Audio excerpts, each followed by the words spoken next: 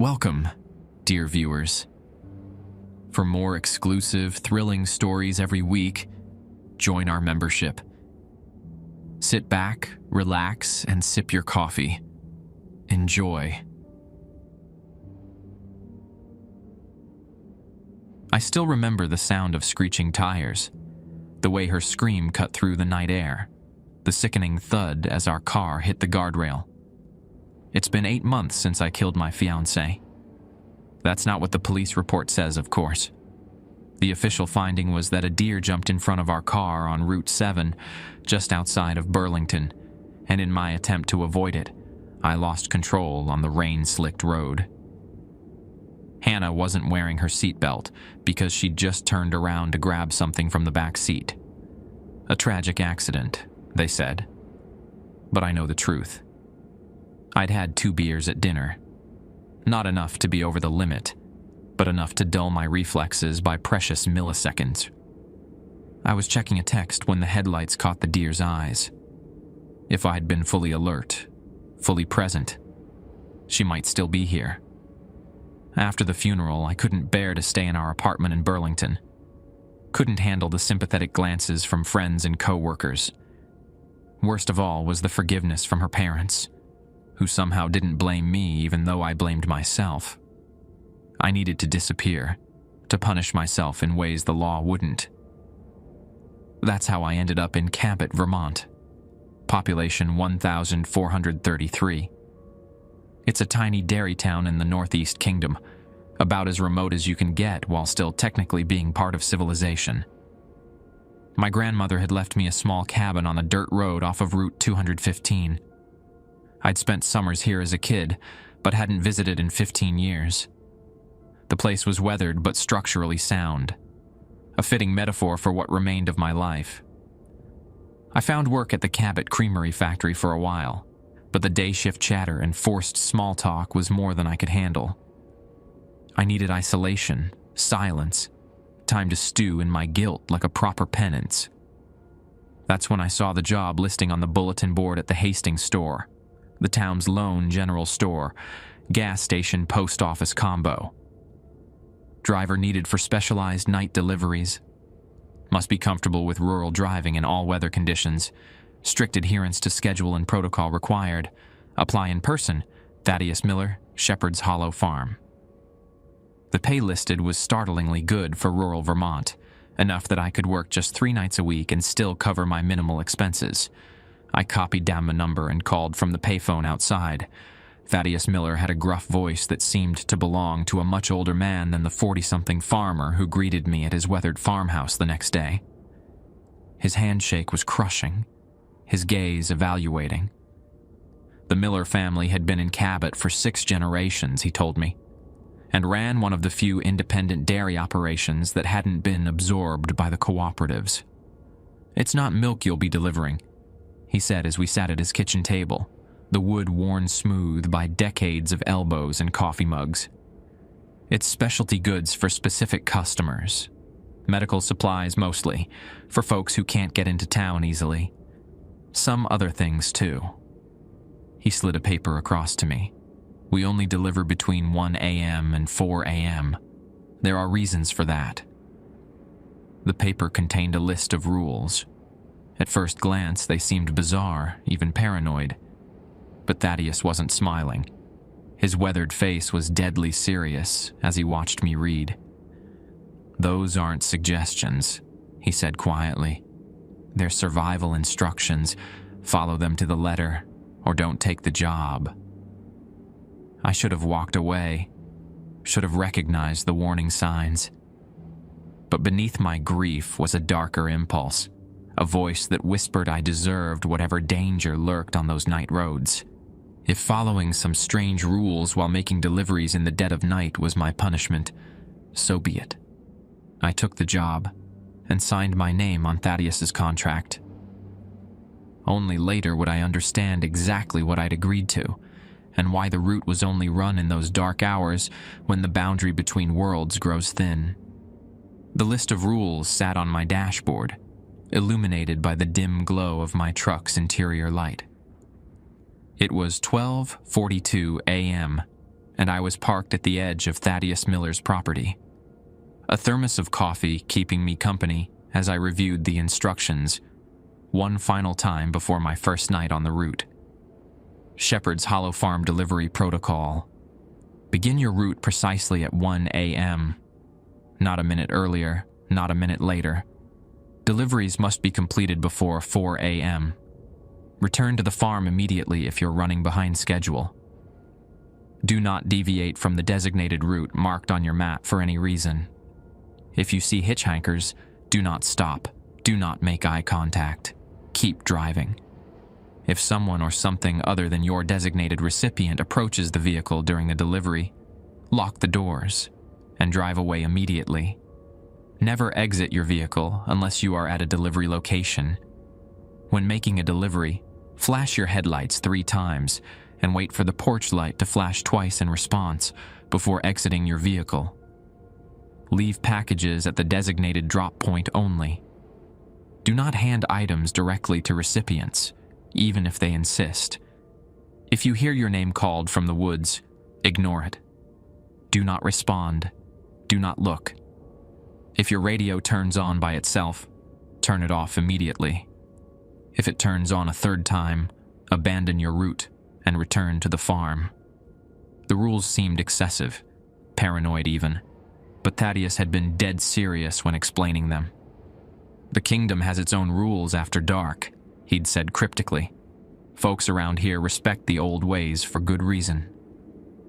My watch beeped at 12:55. I folded the paper, tucked it into my jacket pocket, and started the engine of the white Ford F-150 with Shepherd's Hollow Farm painted on the doors. The truck was older but meticulously maintained. The cargo area was covered with a locked cap, and I hadn't been allowed to see what was inside. Just told that each delivery had a numbered tag corresponding to addresses on my route sheet. At exactly 1 a.m., I pulled out onto Route 215. The late October air was crisp, with frost already forming on the edges of the fields. The cab was warm, but I still felt a chill that had nothing to do with the temperature. My first delivery was to a modest farmhouse on Danville Hill Road. I followed the protocol exactly. 3 flashes of the headlights, waiting for the double flash response from the porch light. When it came, I grabbed package number 1, placed it on the designated drop box at the edge of the property, and returned to my truck without incident. Easy enough. Maybe all these rules were just Thaddeus being overly cautious. The second delivery was deeper into the rural outskirts, on a dirt road off of West Shore Road near Joe's Pond. The houses were farther apart here, the darkness between them more absolute. My headlights cut through fog that seemed to have materialized from nowhere, creating an eerie tunnel of visibility that extended only 20 feet ahead. I slowed down, as my GPS indicated I was approaching the address, a small cabin set back from the road. I flashed my lights 3 times, then waited. No response. I checked the address again, confirmed I was in the right place, and tried once more. 3 flashes, then silence. The cabin remained dark. Protocol dictated I should move on if there was no response.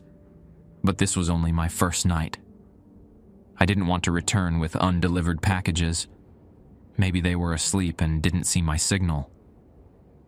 Just as I was reaching for my phone to call Thaddeus for instructions, the porch light flickered.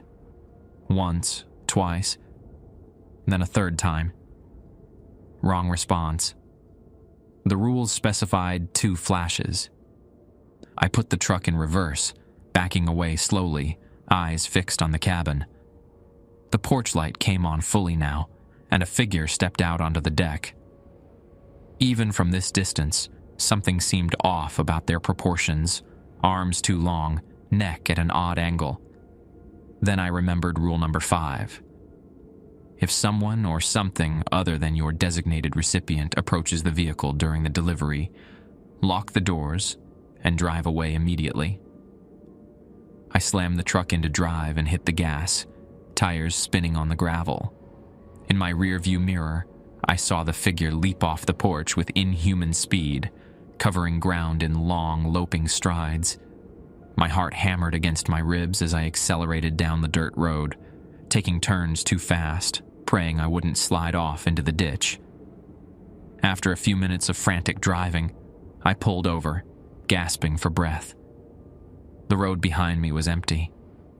Once my hands stopped shaking, I called Thaddeus. "You followed protocol. Good." His voice was steady, unsurprised. "Mark that delivery as postponed and continue your route. We'll discuss it when you return." The rest of the deliveries went smoothly, though I couldn't shake the feeling of being watched from the tree line. At one stop, an elderly woman named Margaret Dunham on Lower Cabot Road actually waved to me from her window before I left, the only human interaction of the night. As I approached my final delivery on Cabot Plains Road, my radio suddenly burst to life, static filling the cab. I immediately reached to switch it off, remembering rule number 10. The dial moved easily under my fingers, but the static continued for another 3 seconds before cutting out. A warning? A coincidence? I wasn't sure, but my fingers gripped the steering wheel tighter as I continued through the darkness. The last house was isolated at the end of a long driveway bordered by ancient maple trees. I completed the delivery without incident, but as I was returning to my truck, I heard it. My name, whispered from the edge of the woods. "James." I froze, the empty delivery bag clutched in my hands. "James, we've been waiting for you." Rule number 9. If you hear your name called from the woods, ignore it. Do not respond. Do not look. I climbed into the truck, started the engine, and drove away, keeping my eyes fixed on the road ahead. But I could have sworn I saw movement in my peripheral vision, something pale and elongated, slipping between the trees, keeping pace with my vehicle until I finally reached the main road. It was 3:47 a.m. when I pulled back into Thaddeus's farm. He was waiting on the porch, a shotgun resting casually across his lap. "How was your first night?" he asked as I approached. I think," I said carefully, "that you need to tell me what I'm really delivering, and to whom." Thaddeus Miller's kitchen felt different in the pre-dawn hours, older somehow, as if the darkness revealed its true age. He placed a steaming mug of coffee in front of me, then sat across the worn oak table, his weathered hands wrapped around his own mug, knuckles like small mountain ranges. "What did you see tonight?" he asked, his voice careful, measuring. I described the cabin with the wrong light signal, the figure with the strange proportions, and the voice that had called my name from the woods. With each detail, Thaddeus's expression grew grimmer. "You did well to follow protocol," he said finally. "Most newcomers get curious. Curiosity kills in these parts." "What exactly am I delivering?" I asked. "And what was that thing at the second location?" Thaddeus took a long sip of his coffee before answering. "You're delivering protection," he said. "Wards, charms, specially prepared dairy products, and other things the old families need to keep themselves safe." "Safe from what?" "The people of Cabot have a complicated history," Thaddeus began, leaning back in his chair. "This area was Abenaki land long before Europeans arrived. When settlers came, there was conflict, but eventually an arrangement was reached." He rose and walked to an old roll-top desk in the corner, retrieving a leather-bound journal that looked at least a century old. He placed it on the table between us, opening to a hand-drawn map of the region. My great-great-grandfather was one of the first settlers to make peace with the Abenaki. They taught him about the other inhabitants of these hills, the ones that were here before even the native tribes. Entities that could wear human skin, but were something else entirely underneath. "Skinwalkers?" I asked, remembering horror stories I'd read online. Thaddeus shook his head. Similar concept, different creatures. The Abenaki called them Pomola, the Night Walkers. They hunt by mimicry, taking the appearance of loved ones or travelers. They're most powerful in the hours of deep night, between 1 and 4 a.m. That's why we do our deliveries then. It's when the protection is most needed. And people just live with this? I asked incredulously. For generations. There's a balance. We stay out of certain areas, observe specific protocols, and make regular offerings through trusted intermediaries. That's partly what you're delivering. In return, they mostly leave us alone. He tapped a gnarled finger on the map. The problems come when someone breaks the rules or when outsiders blunder in unaware. Like the cabin tonight? The Webster place. Been empty for months. Looks like something's moved in. He made a note in a small pocketbook. We'll handle it. The routes change sometimes. Certain locations become compromised. And the voice in the woods, the one that knew my name. His eyes met mine, deadly serious. They've noticed you now. That's to be expected. You're new blood. They'll test you, try to trick you into breaking protocol. Never respond. Never look directly at them. And most importantly, never invite them in, to your vehicle or your home. I felt a chill run through me that had nothing to do with the early morning air. Why would anyone take this job? Why do you stay here? Thaddeus's leathery face creased into what might have been a smile. This is our home, has been for generations. We've adapted. Besides, the soil here is special, makes for dairy products you can't produce anywhere else. There's power in the land, for good and ill. He stood up, walked to a cupboard, and returned with a small wooden box. Opening it, he removed what looked like a small cheesecloth bundle tied with red thread and a glass vial of white powder. Hang this above your front door, he said, handing me the bundle, and sprinkle this across your threshold and windowsills. It won't keep them out completely if they're determined, but they'll need an invitation to enter. I took the items, feeling slightly ridiculous, yet unable to dismiss what I'd seen. How many drivers have you had before me? Something flickered across Thaddeus's face. Enough. Some move on. Some decide to stay in Cabot permanently. A few. He trailed off, then squared his shoulders. A few didn't follow the rules. And what happened to them? They aren't around anymore. He closed the journal with a quiet thump. Get some rest today. Tomorrow night is your next shift. Dawn's coming soon. You should head home while it's light. I left Thaddeus's farm as the first pale light of dawn crept over the green mountains. In the morning sun, the countryside looked pastoral and peaceful, nothing like the eerie landscape I'd driven through hours before. I followed his instructions at my cabin, feeling self-conscious as I sprinkled the powder and hung the strange bundle. Then I collapsed into an exhausted sleep, my dreams filled with elongated figures running alongside my truck. When I woke in the late afternoon, I drove into town to get supplies at the Hastings store. As I grabbed coffee and sandwich fixings, I overheard two older men talking by the checkout. Another missing hiker up near West Hill Pond, third one this month. One was saying, "Tourist season's over.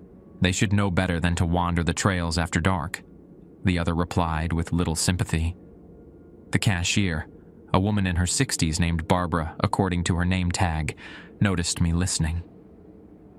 "You're the new driver for Thaddeus, aren't you?" she asked as she rang up my items. I nodded, surprised. "Word travels fast in small towns," she said with a tight smile. "You be careful out there. Some roads aren't meant to be traveled at night."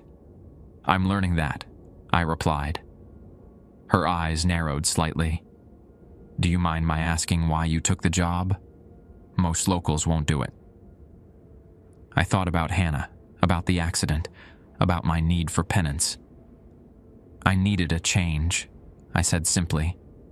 Barbara seemed to accept this. As she handed me my change, she added in a lower voice, "Margaret Dunham said you made a delivery to her place last night. Said you did it proper. Didn't try to bring the package to her door. Respected the drop point." "Just following instructions," I said. "Keep doing that," she advised, her expression serious. "And if your radio turns on by itself, remember to count how many times." Before I could ask her how she knew about that particular rule, another customer walked up to the register. I left with my groceries, more unsettled than before. That evening, I scoured the internet for information about Cabot legends or local folklore involving creatures called mola. Most searches turned up nothing useful, just generic cryptid stories and tourist trap nonsense about the Vermont woods. However, on a forum dedicated to New England folklore, I found a single thread from 3 years ago. A user named VT Night Driver had posted about strange experiences while making deliveries in the Northeast Kingdom. The descriptions matched what Thaddeus had told me, right down to specific rules about not responding to voices. The thread ended abruptly after other users dismissed the stories as creative fiction. VT Night Driver's final post read simply, "You don't have to believe me. But if you're ever on the back roads near Cabot between 1 and 4 a.m., remember, don't look at what follows you. Don't respond when it calls your name. And never, ever stop for a hitchhiker, no matter how familiar they look." The account had never posted again. I closed my laptop and glanced out the window. The sun was setting, painting the hills in shades of orange and crimson. In a few hours, I would need to sleep if I wanted to be alert for tomorrow night's route. As I was drawing the curtains, I noticed something at the edge of the tree line, a dark figure standing perfectly still, watching my cabin. When I blinked, it was gone. I double-checked the powder line at my door and windows before going to bed, no longer feeling foolish about the precaution. Whatever was happening in Cabot, whatever I had signed up for, it was all too real.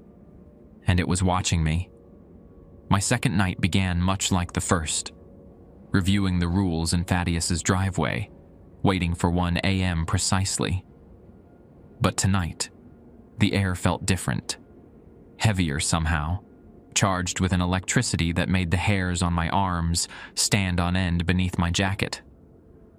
"Different route tonight," Thaddeus had said when I arrived, handing me a new map with 7 stops marked in red. "We're avoiding the Webster place and focusing on the eastern properties. The moon's nearly full, and they get more active during this phase." The first delivery went smoothly. A farmhouse on Cabot Plains Road, where an elderly man named Edwin Fletcher acknowledged my headlight signal promptly and remained respectfully inside as I left his package at the designated drop point. The second stop was a small cottage tucked against the base of Danville Hill. As I pulled up the narrow dirt driveway, my headlights caught something moving across the road behind me. A swift, low shadow that disappeared into the underbrush too quickly to identify. Fox, maybe, or coyote. I performed the signal ritual, 3 flashes, 2 in response, and completed the delivery without incident. It was on the way to the third location that things began to feel wrong. I was driving along a particularly isolated stretch of South Walden Road when my truck's temperature gauge suddenly spiked, the needle jumping into the red. Steam began to curl from beneath the hood. I pulled over, cursing my luck. Rule number 6, never exit your vehicle unless you are at a delivery location. Rule number 3, do not deviate from the designated route for any reason. But if the truck overheated completely, I'd be stranded. I reached for my phone to call Thaddeus, but the screen showed no service. not unusual in the remote hills of the Northeast Kingdom. I sat there for a full minute, weighing my options, when the temperature gauge abruptly dropped back to normal. The steam dissipated as if it had never been there at all. A test, or a lure. I put the truck back in drive and continued on, gripping the wheel so tightly, my knuckles ached. At the third stop, a rambling Victorian on the outskirts of West Danville, I noticed a peculiar detail. The drop box at the edge of the property had strange symbols carved into its wooden surface, similar to the patterns on the bundle Thaddeus had given me from my cabin. I completed the delivery quickly, feeling watched from the darkened windows of the house. Between the third and fourth stops, it happened. I had just turned onto a narrow road that wound through a thick stand of maple trees when my radio clicked on by itself. Remembering rule number 10, I immediately turned it off. Barely 30 seconds later, it turned on again, this time emitting a strange, warbling tone that made my teeth ache. I switched it off again, my mouth dry. If it turned on a third time, I was supposed to abandon my route and return to the farm. I waited, every muscle tense, but the radio remained silent. I continued on. The fourth delivery was to a homestead on Whittier Hill Road, the house set far back from the road behind an apple orchard. I completed the signal pattern and was returning to my truck after placing the package when I heard it. A soft, rhythmic thumping from the covered bed of my pickup. Something was inside. I froze, keys in hand, suddenly aware of how isolated I was. The protocol didn't cover this specific situation. I circled the truck cautiously, seeing no obvious signs of entry. The cargo cap was still locked, the seal unbroken. The thumping came again, followed by what sounded like a whispered voice. I had to look. Deliveries were still locked inside, and I couldn't continue the route without them. Very carefully, I unlocked the cap and raised it just enough to peer inside. Nothing seemed amiss. The remaining packages sat undisturbed, each tagged with its corresponding address. I was about to close it when I noticed a strange discoloration on one of the parcels. A dark, wet-looking stain that I was certain hadn't been there before. As I watched, the stain moved, sliding across the paper, wrapping like oil on water. I slammed the cap shut, locked it, and practically leapt into the driver's seat. Whatever was happening back there, Thaddeus would know how to handle it. I decided to complete one more delivery. It was on the way back to the farm anyway, and then seek his guidance. The fifth stop was a modern cabin on Joe's Pond, one of the few properties with its lights still on at this hour. I flashed my headlights 3 times and waited for the response, trying to ignore the occasional subtle movement I now detected from the cargo area. The porch light flashed twice in perfect rhythm. I grabbed the correct package, thankfully not the one with the strange stain, and approached the drop point, a covered box near the foot of the driveway. As I was placing the package inside, I heard a door open. Breaking protocol, I looked up to see a middle-aged woman standing on the porch, waving to get my attention. "James! James Calloway!" she called, using my full name. "Please, I need to speak with you. It's important." How did she know my name? Thaddeus had never mentioned the recipients knowing the drivers personally. Rule number 8, leave packages at the designated drop point only. Do not hand items directly to recipients, even if they insist. "I'm sorry, ma'am," I called back, already backing toward my truck. "I'm just supposed to leave the delivery." "It's about Hannah," she said, her voice carrying clearly through the night air. "She's been trying to reach you." I froze. Hannah, my dead fiancée. "What did you say?" The words escaped me before I could stop them. The woman took a step forward. "Hannah Phillips, your fiancée. The accident wasn't your fault, James. She wants you to know that." My heart hammered against my ribs. There was no way this woman could know these details. Hannah's last name. The accident. "Who are you?" I demanded, even as a voice in my head screamed at me to get back in the truck, to stop engaging. "A friend," she said, taking another step forward.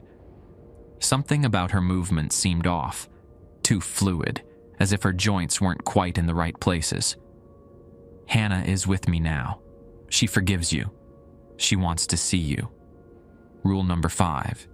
If someone or something other than your designated recipient approaches the vehicle during a delivery, lock the doors and drive away immediately."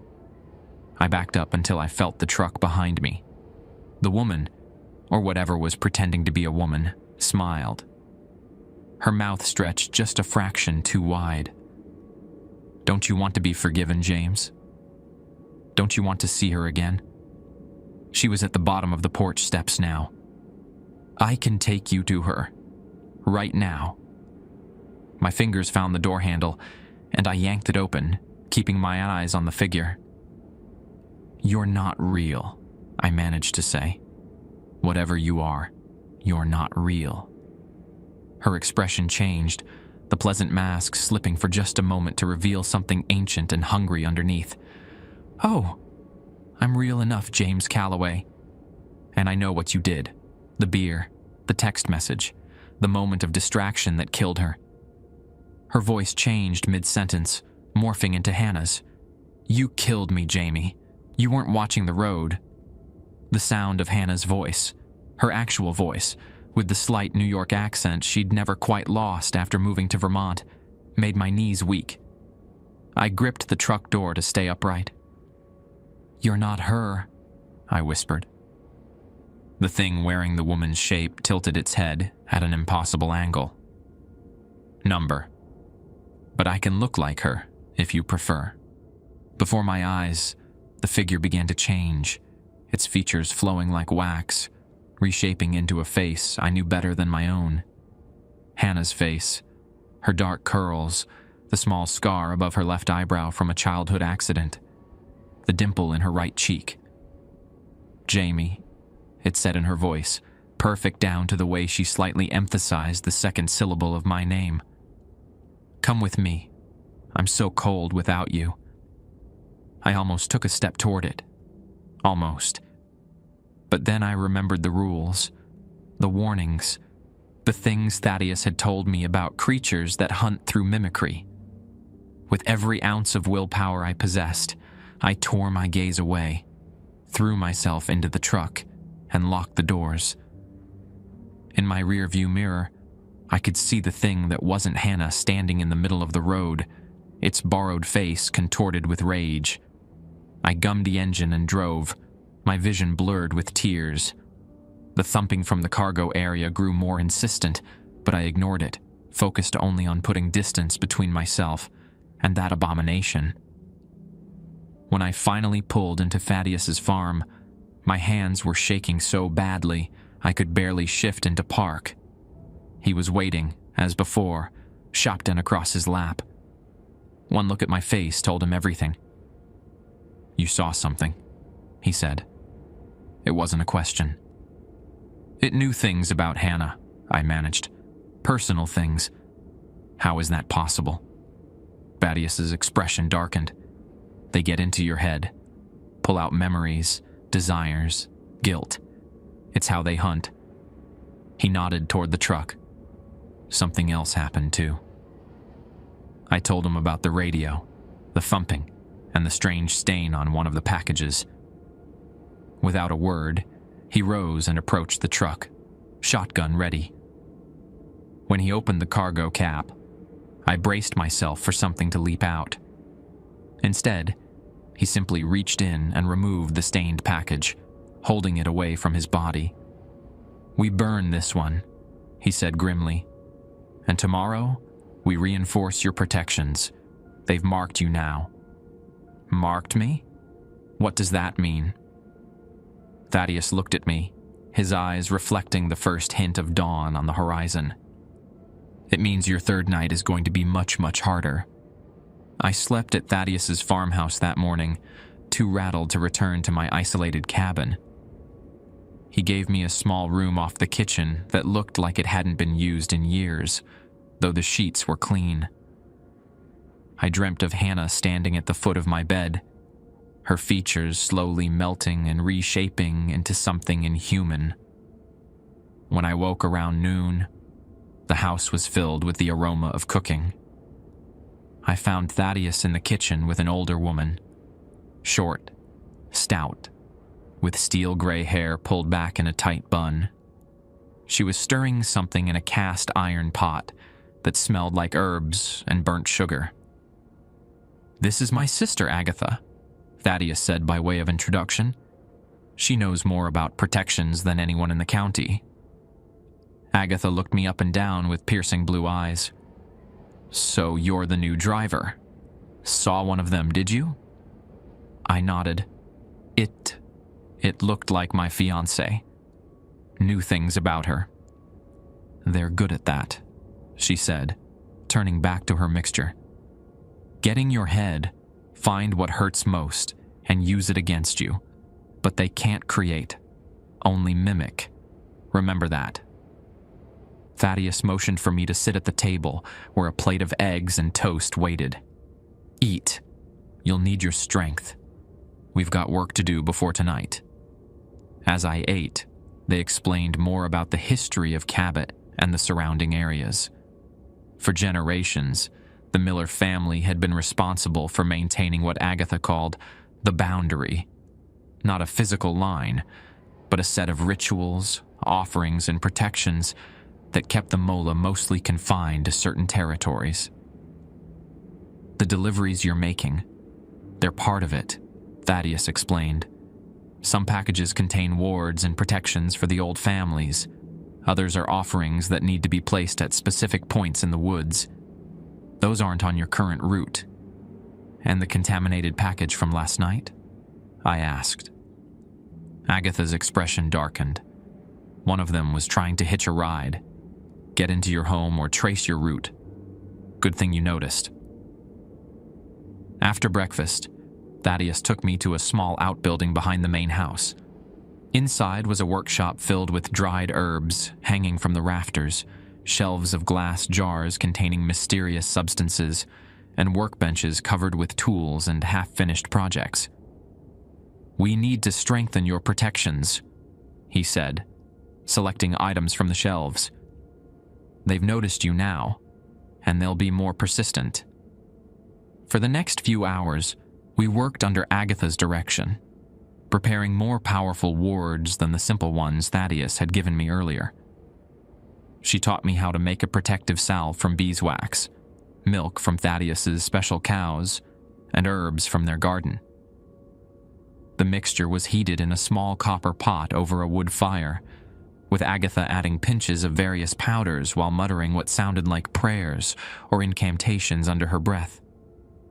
"Rub this on your wrists, behind your ears, and over your heart before you start your route," she instructed, pouring the cooled mixture into a small tin. "It won't stop them completely, but it'll make it harder for them to get in your head." Thaddeus, meanwhile, was modifying my truck. He installed small iron nails at each corner of the vehicle, carved subtle symbols into the door frames, and placed small cloth bundles similar to the one on my cabin door beneath each seat. "The iron disrupts their ability to shapeshift," he explained as he worked. "These old protections have kept our family safe for generations." "Why me?" I finally asked as we finished. "Why hire outsiders for this job if it's so dangerous?" Thaddeus and Agatha exchanged a glance. "The boundary requires blood not native to these hills," Agatha said after a moment. "Outsider blood. It strengthens the protections." "You're using me as bait?" I felt a surge of anger. "Not bait," Thaddeus said quickly. "A sentinel. Yes, they're drawn to you because you're new, but that makes the protections you deliver more potent. And you're safer than most. You're already marked by grief. They can't offer you anything you truly want. They offered me Hannah. I said quietly. But you knew it wasn't really her, Agatha pointed out. Someone desperate enough to believe the lie would have gone with them. You didn't. I thought about that moment of temptation, how close I'd come to stepping toward the thing wearing Hannah's face. Had my grief actually protected me, instead of making me vulnerable? After completing the preparations, I returned to my cabin to rest before the night's shift. The place felt different now, more secure with the enhanced protections Thaddeus and Agatha had helped me create. I reinforced the powder lines at the doors and windows and hung the new ward bundles at each corner of the house. As evening approached, I found myself on my laptop again, searching for more information about the creatures Thaddeus called Pomola. This time, I found an obscure anthropology paper discussing Abenaki folklore of the Northeast Kingdom. It mentioned entities that could assume human form to lure unwary travelers into the deep forest, where they would be trapped between worlds. The paper noted that these legends were particularly strong around the Cabot and Danville areas. One paragraph caught my attention. Local stories suggest these entities are particularly active during what locals call the hollow hours, 1 a.m. to 4 a.m., when the boundary between worlds is thinnest. Some older residents still maintain curious practices, such as covering mirrors during these hours and placing protective objects at thresholds. I was startled by a knock at my door. Cautiously, I approached, calling out, "Who is it?" "Barbara, from the store," came the reply. I checked my watch. 7:15 p.m., still daylight. Probably safe, but I remained careful as I opened the door. The older woman from the Hastings store stood on my porch, holding a small paper bag. "Brought you some essentials," she said. "Thaddeus called. Said you might need these." I invited her in, noting how she carefully stepped over the powder line at the threshold without disturbing it. "So you're staying on then?"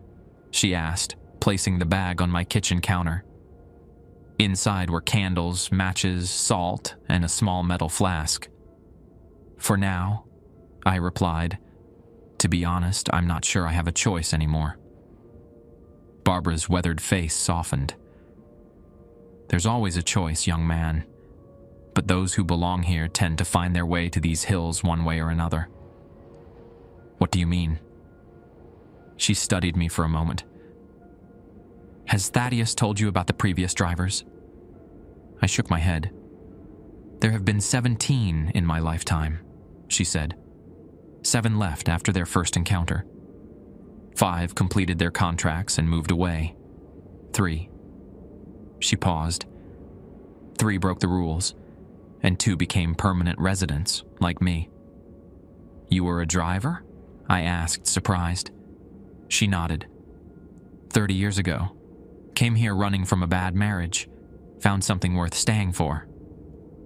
She gestured to the protective symbols I'd placed around the cabin. "You've got a knack for this. Not everyone takes to the old ways so quickly." Before leaving, Barbara pressed a small wooden carving into my hand, a simple figure that resembled a stylized crow. "Keep this with you on the route. It belonged to my husband. The Corvids are messengers between worlds. They can warn you when the others are near." After she left, I prepared for the night ahead. I followed Agatha's instructions, applying the protective salve to my wrists, behind my ears, and over my heart. I tucked Barbara's carving into my pocket, and I read over the rules once more, committing every word to memory. Whatever watched from the woods, whatever had stolen Hannah's face, I would be ready for it tonight. Or so I thought. Thaddeus was unusually solemn when I arrived at the farm that night. "Tonight's route is different," he explained, spreading a new map across the hood of my truck. "You'll be making deliveries to the boundary markers themselves." The route traced a rough circle around Cabot, hitting points in the deepest, most isolated stretches of forest. Only 3 regular deliveries to actual houses were marked, The rest were to locations identified only by GPS coordinates. "What exactly am I delivering to these markers?"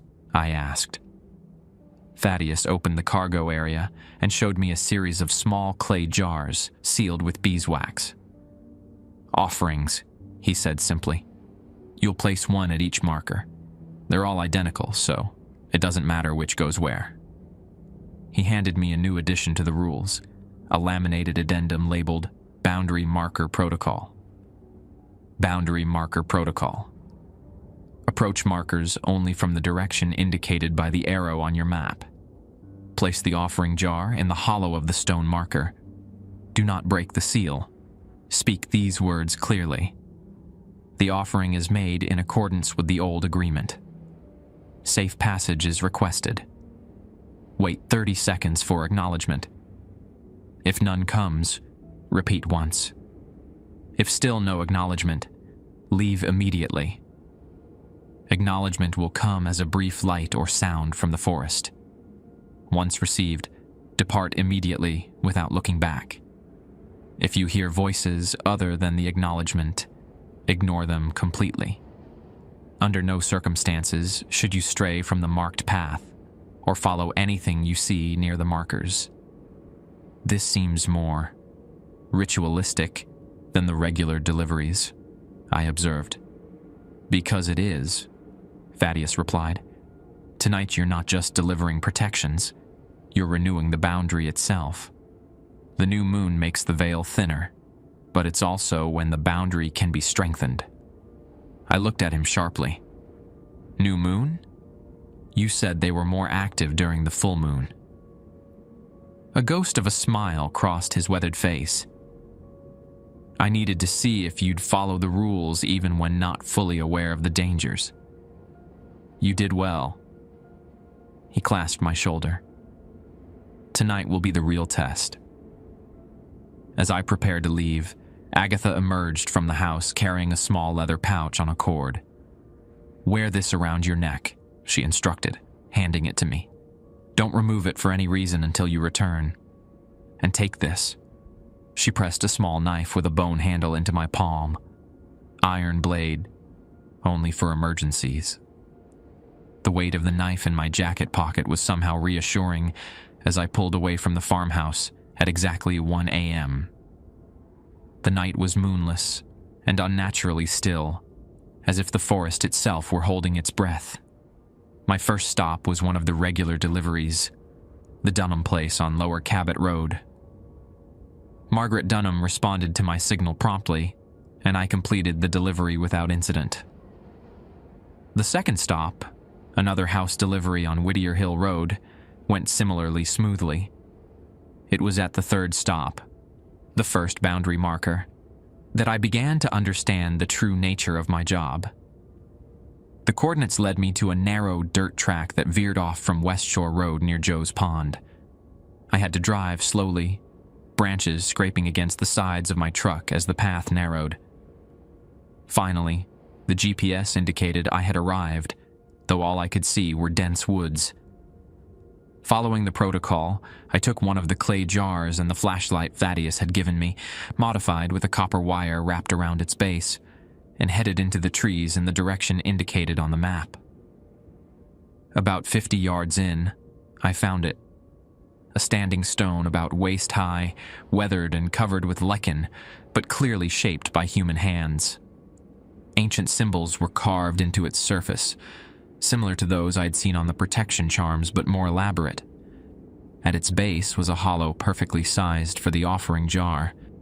I placed the jar in the hollow and spoke the words exactly as instructed.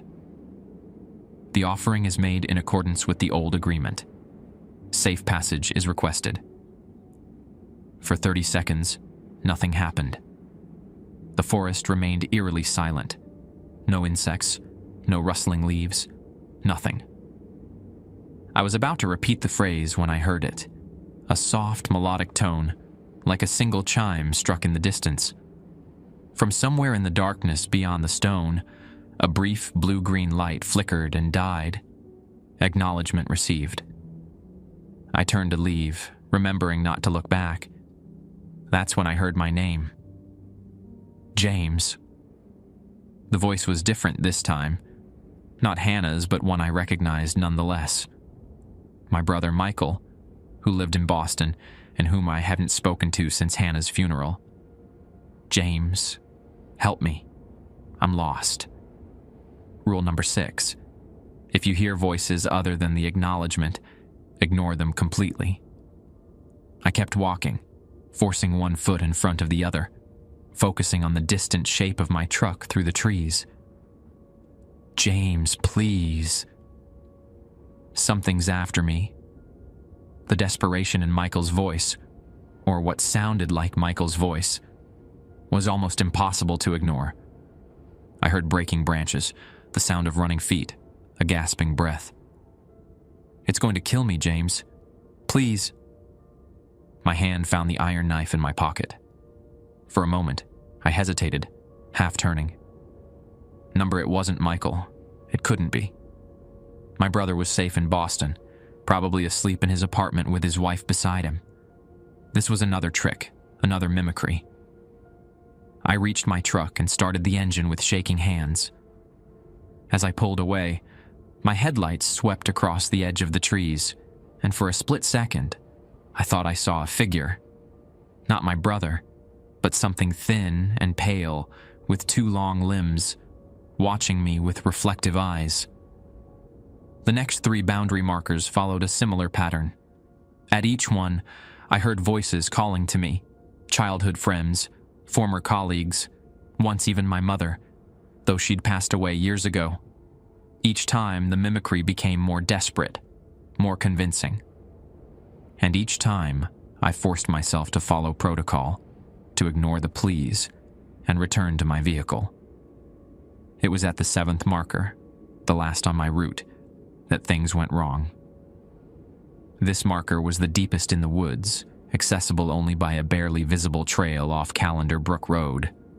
As I approached the standing stone, I noticed it was different from the others. Larger, carved with more complex symbols, and emanating a faint smell like ozone after a lightning strike. I placed the offering jar and spoke the words. This time, the response came immediately. A cascade of blue-green lights dancing among the trees, accompanied by a sound like distant wind chimes. The acknowledgement was stronger here, more definitive. As I turned to leave, something darted across my path. Small, quick, gone before I could focus on it. Then another movement to my right, and another to my left. I was surrounded. Keeping my eyes fixed on the path ahead, I walked steadily, one hand on the iron knife. The movements continued around me, always just at the edge of my vision. Soft sounds followed, not voices this time, but gentle footfalls, the subtle snap of twigs, what might have been breathing. And then, my flashlight died. I stood in absolute darkness, heart pounding. The protective salve behind my ears seemed to warm against my skin, and the pouch around my neck vibrated slightly. I remembered Barbara's carved crow in my pocket and clutched it tightly. "I know what you are," I said to the darkness, surprising myself with my own courage, or perhaps foolishness. "I'm following the old agreement. Let me pass."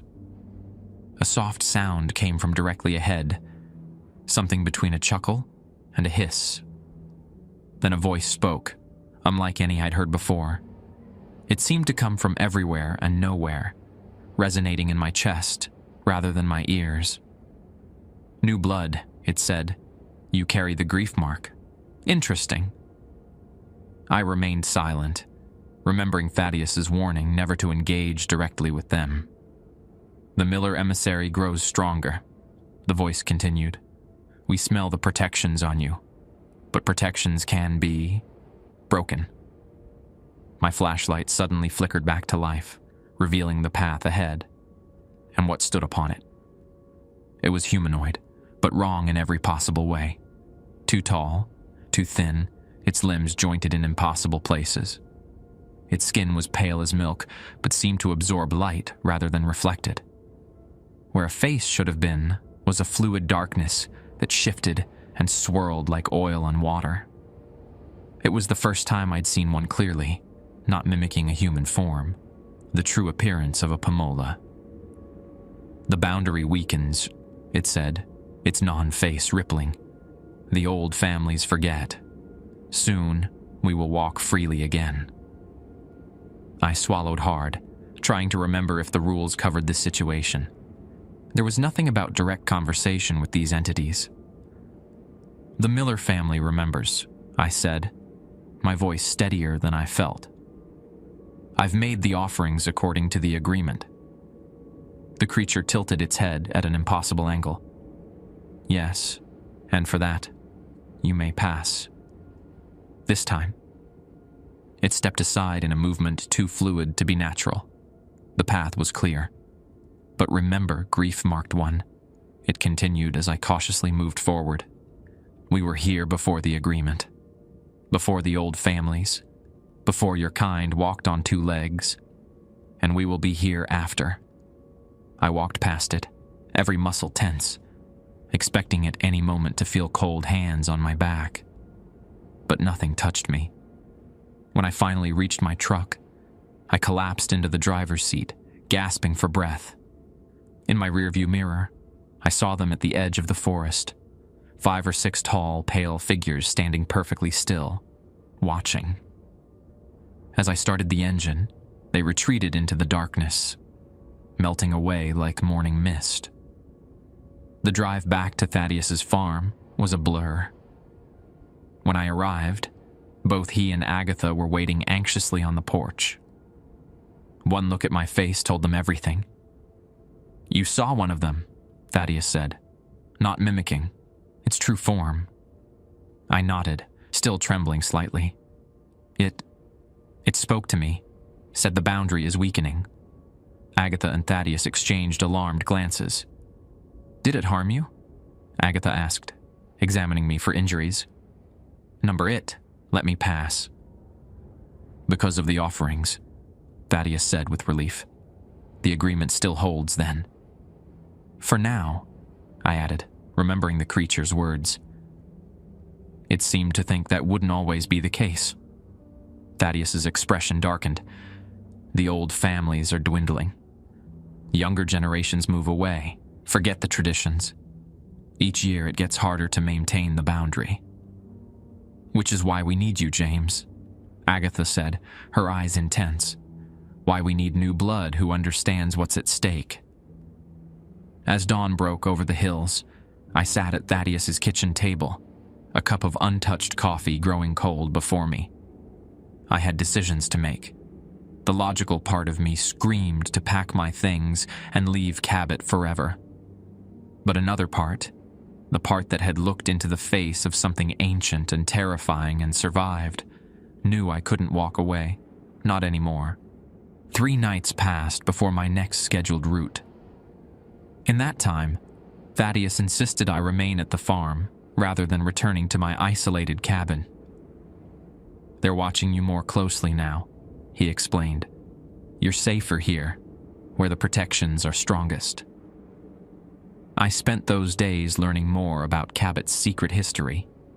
Thaddeus showed me journals dating back to the 1790s, when his ancestors first settled the area and encountered the Mola. The original agreement, detailed in faded ink on brittle pages, had been reached after several settlers disappeared into the woods, never to return. The Abenaki taught my great-great-grandfather about the boundary, Thaddeus explained as we sat in his study, surrounded by artifacts and old books. They'd maintained it for generations before Europeans arrived. But as their numbers dwindled, the responsibility fell to the settler families who understood the importance. "And now those families are dwindling too," I said, remembering the creature's words. Thaddeus nodded grimly. "Only 7 of the original 12 families remain. The others moved away, died out, or..." He hesitated. "Were taken." On the evening of the 4th day, vehicles began arriving at the farm. Trucks and cars with local plates, their drivers nodding solemnly to me as they entered the house.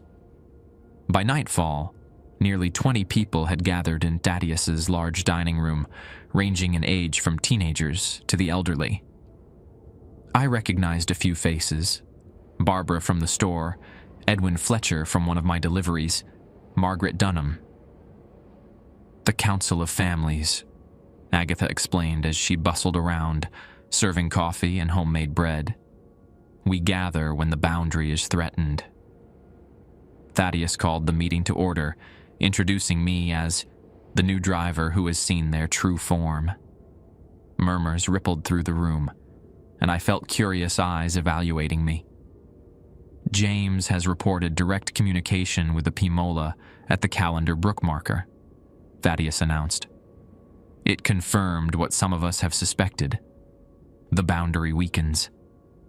"It's the Websters' fault," said a gray-haired man I didn't recognize. "Abandoning their post, leaving that property unprotected. It's created a gap."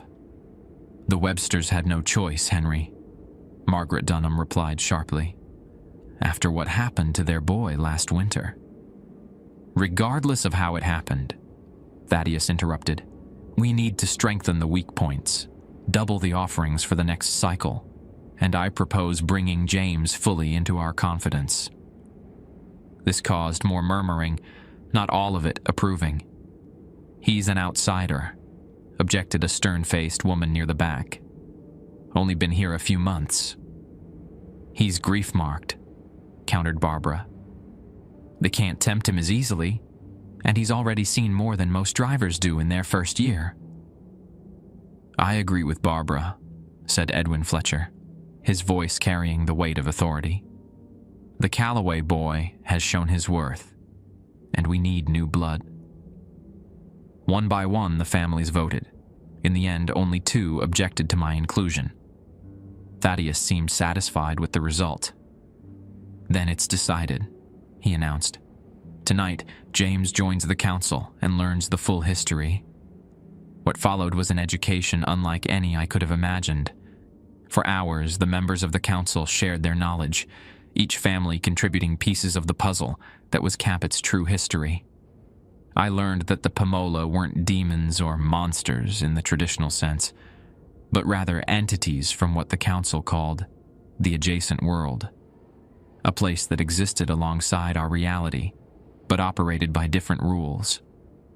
They had always been able to cross over at certain places where the boundaries were naturally thin, but the original Abenaki rituals had confined them to specific areas and limited their ability to interact with humans. "They feed on emotion," explained Ruth Carter, a retired professor from the State College.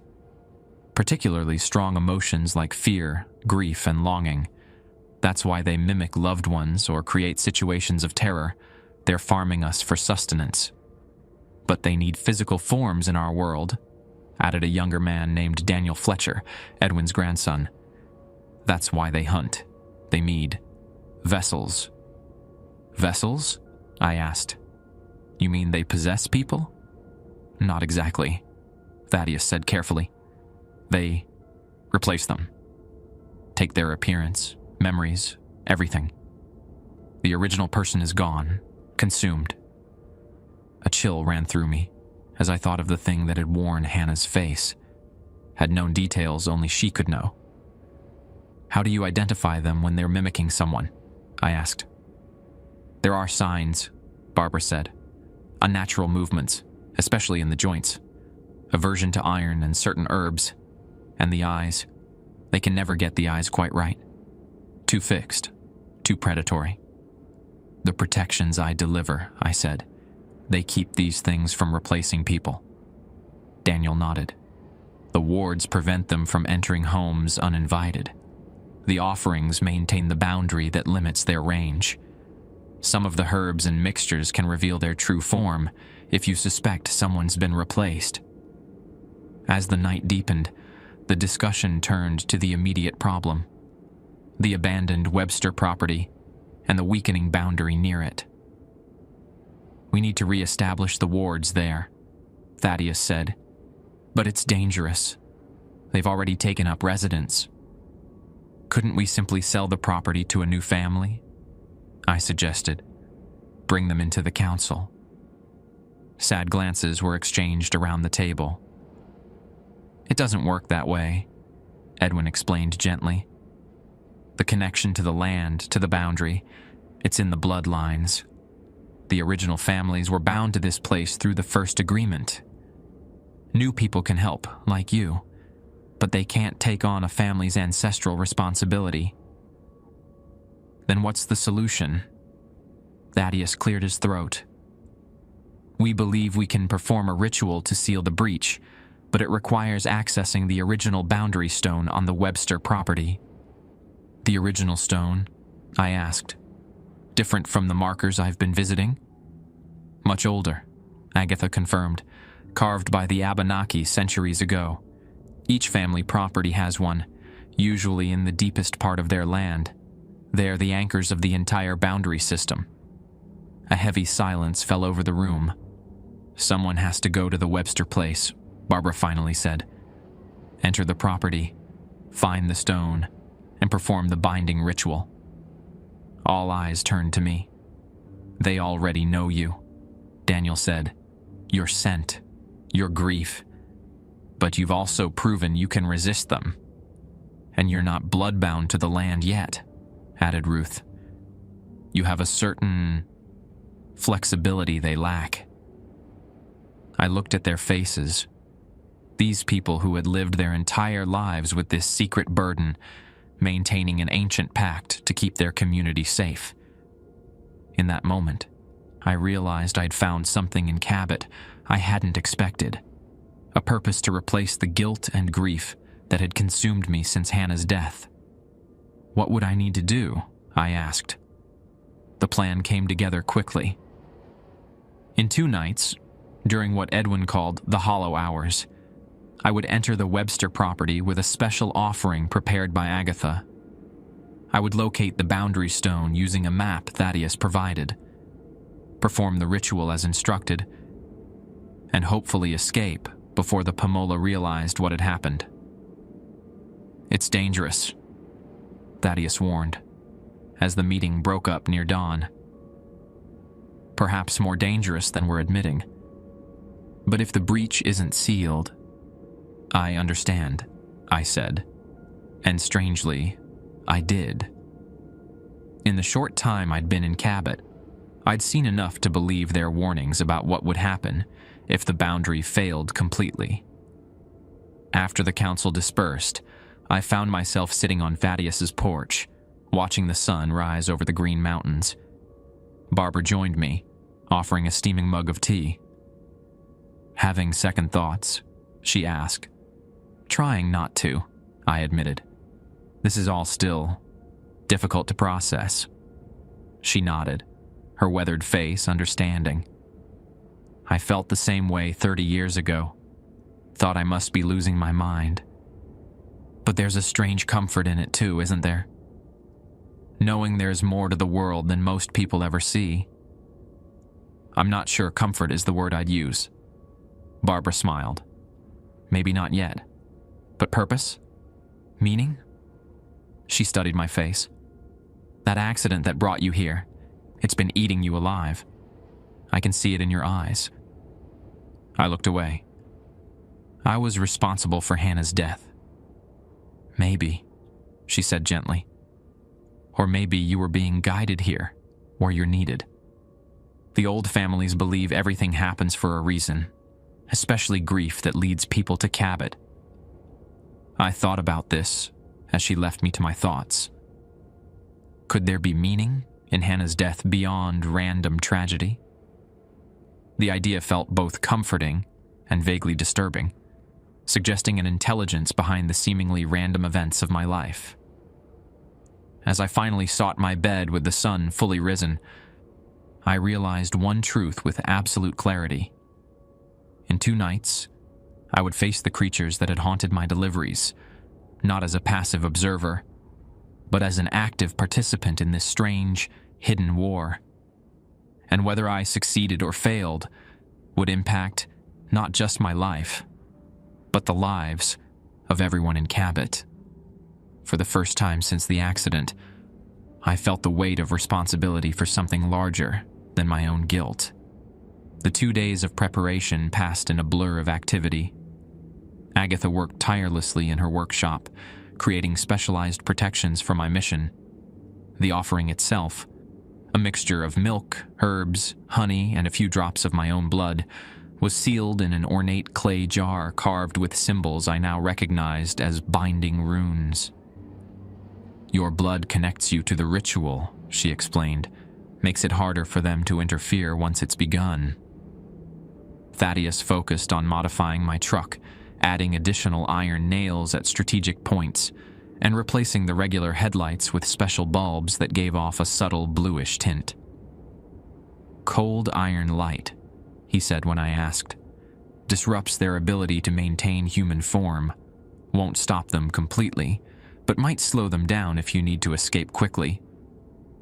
Daniel Fletcher, who'd become something of an ally among the younger council members, helped me memorize the ritual itself, a complex set of gestures and words derived from both Abenaki tradition and European folk magic. "It's not the words themselves that have power," he explained. "It's the intent behind them, the connection to those who've performed the ritual before you. The boundary recognizes the pattern, not just the components."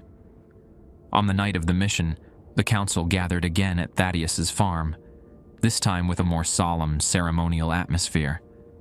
Each family brought small tokens to add to my protection: a pouch of special salt from the Dunhams, an intricately knotted cord from the Carters, a small vial of clear liquid from the Fletchers. "Water from Joe's pond, collected at dawn on Midsummer's Day," Edwin explained as his contribution was added to my gear. "Been blessed by each generation of our family for nearly 2 centuries." At precisely midnight, the council formed a circle in Thaddeus's barn. I stood in the center, feeling self-conscious as Agatha painted cold, herbal-smelling paste on my forehead, the back of my neck, and my wrists. "May the old ways recognize and protect you," she intoned. "May your path remain clear, and your heart stay strong." The others responded in unison. "So may it be." As the ritual concluded, Thaddeus approached with a final piece of equipment, an old revolver with a worn wooden handle. "Iron bullets," he said quietly, pressing it into my hand. "Last resort only. Use of force isn't part of the agreement. It could have unpredictable consequences for the boundary. But if it comes down to survival..." I nodded, tucking the gun into my jacket pocket alongside the bone-handled knife I'd carried on previous routes. At 12:45 a.m., I departed in my truck, the modified headlights casting an eerie blue glow on the rural roads. The Webster property lay on the northern edge of Cabot, backing up against a stretch of dense forest that local maps identified only as Green Mountain Wilderness.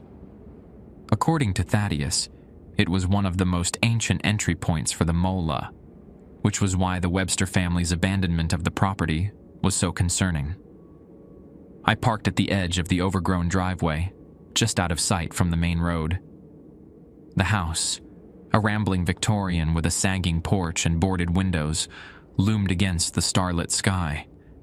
Even from a distance, something about it seemed wrong, as if the proportions were subtly off or the angles didn't quite align properly.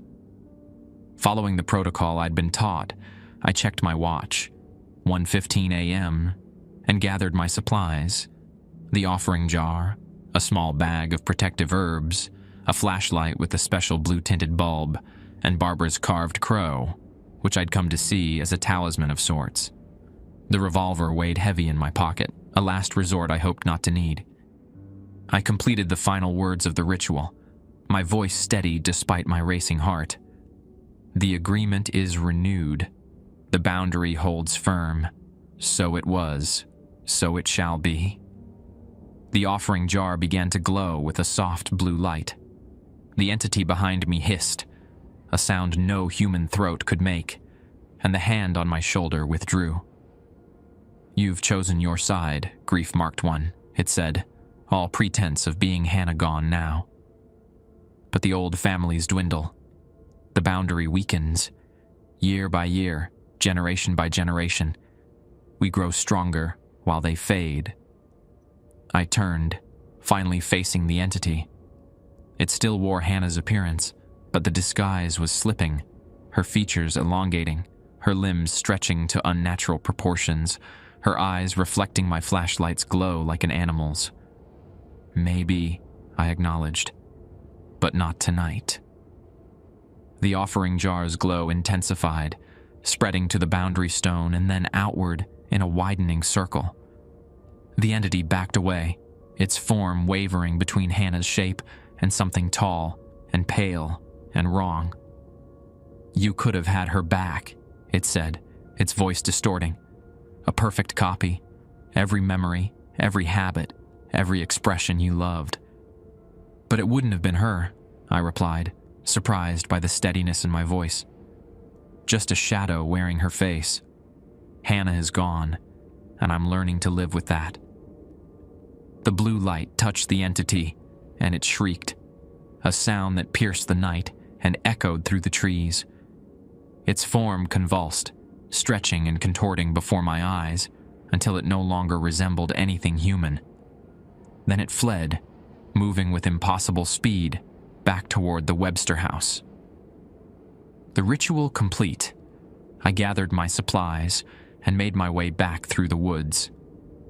The path seemed clearer now, illuminated by traces of the blue energy that had spread from the boundary stone. I felt it following me, reinforcing my steps, guiding me safely away from the property. When I reached my truck, Thaddeus was waiting, shotgun in hand. "It's done," I told him simply. He nodded, relief evident in his weathered face. I heard the cry. One of them was displaced. "It tried to use Hannah against me again," I said as we drove away, the Webster property receding in my rearview mirror. "Offered me a perfect copy of her." Thaddeus glanced at me. "That's a rare offer. They don't usually give up a successful mimicry so easily." "I don't think it was easy for them," I replied, thinking of the entity's anger when I rejected its offer. "I think it was desperate." "Because you renewed the boundary," Thaddeus said thoughtfully. "Perhaps they fear what you represent. New blood committed to the old ways. That's more dangerous to them than anything else." As we returned to the farm where the council waited anxiously for news, I realized something had shifted within me. The grief I'd carried since Hannah's death hadn't disappeared, but it had transformed somehow. It was no longer a crushing weight of guilt, but a quiet ache that felt almost like a form of connection to her memory, to this place, to the strange responsibility I had accepted. The Pomola had been right about one thing. I had chosen my side. 2 months have passed since that night at the Webster property. Winter has settled over Cabot, transforming the landscape into a monochrome world of white snow and gray skies. The roads are treacherous now, especially in the hollow hours, but the deliveries continue. I've settled into a rhythm, a new normal that would seem utterly bizarre to the person I was before coming to Cabot. 3 nights a week, I drive the routes, delivering protections and offerings according to the ancient agreement. The other nights, I study the council's records, learning the history and lore that most of the members absorbed gradually over lifetimes.